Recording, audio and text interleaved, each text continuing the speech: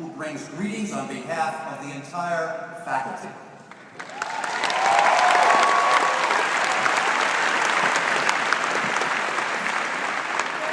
Thank you, Dean Freeman. Welcome parents, staff, faculty, deans, and most importantly, welcome to you, the class of 2013. Every year, I come to commencement ceremonies, and I love this day. I love seeing the joy of you, the parents, as you watch your child move across the stage. I hear your sighs of relief that your child has reached another milestone, a really big one. I will soon share that feeling as my daughter starts college this fall. Boston University, of course, it was the only school she would consider. Students, I see a sigh of relief in your faces, knowing you've made it through college, feeling grateful, satisfied, and thankful to your friends and family, the ones that are here today and the ones that are not.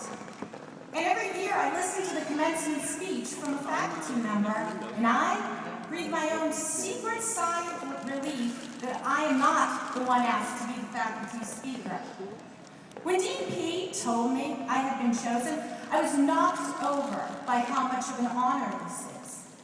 If you think about it, this is the last official interaction. And I stress official because, of course, we plan to see and hear from you in the future. But this is the last interaction while you are still our students.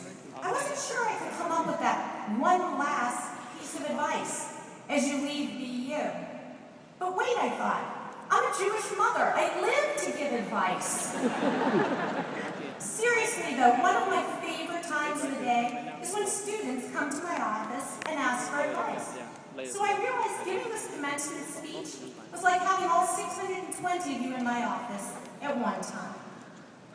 Many of you know I teach 323 marketing, affectionately known as CORE.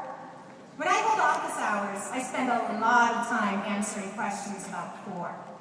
But once the logistics are dealt with, we move to the life questions. These are my favorites. These are the times when we talk about your decisions, your ambitions, your conflicts, and your dreams. This is when I really get to know you and what's going on in your lives. So in the few minutes that I've been given today, I'd like to share a few observations I have about you and some advice that might prove helpful as you move forward from Boston University. My first observation is that you are kind. When a team member has frustrated you to the point of tears, you don't lash out and throw them under the bus, at least most of the time. You try to get them back on track, to give them another chance. I love your kindness and I appreciate the families that have nurtured this kindness in you. Many think that success in business comes only to the toughest and most driven managers. But my experience is that the most successful managers balance their toughness with kindness to help those around them grow and become better employees and better people.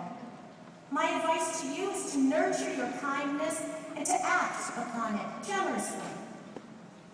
Something else you probably already know about yourselves is that you are driven and passionate, and that drive and passion expresses itself in countless ways. For some of you, I see your passion when you show me the linked spreadsheets to tell the whole story of a business plan. Sometimes it shows when you talk or show a creative ad you have designed, and often it shines when you talk about working with others, whether it's your dance troupe, student organization, or sports team. Now, we all know that your first job is not likely to be your dream job, but that's okay. Careers are journeys, not events. So even if your first job isn't everything you might hope for, find ways to nurture your passion and hold on to your drive. If what you love to do is directly related to your work, so much the better. But the point here is with a challenging and time-consuming job, you must strive to keep your passions alive so that both you and your work will benefit. One last thing you should know about yourselves is no matter how calm and collected your peers seem to be, most of you are somewhat nervous about the future. Of course you're nervous about the future. Big secret, everyone in this room, parents, faculty, are nervous about the future. The future, by definition, is unknown, and that can be frightening. For the last 40 years, your life has moved to a comforting rhythm, defined by classes, exams, and semesters. Today, you're stepping out of that comfort zone into a less defined and structured life. My advice here is simple. Relax and embrace this next stage of the journey without worrying too much about where it will lead. And before you know it, you will have settled into a new rhythm and a new life. So kind, passionate, and just a little nervous class of 2013, I speak for the entire faculty when I say we will miss your faces in the halls of SMG. But remember, we are here in our offices and hope you come by for a visit. And we know when you do, you'll have some new advice for us, because all of us, faculty, parents, and graduates, are on the same journey, and none of us has it all figured out yet. So once again, congratulations and good luck to each and every one of you, the Boston University School of Management graduating class of 2013.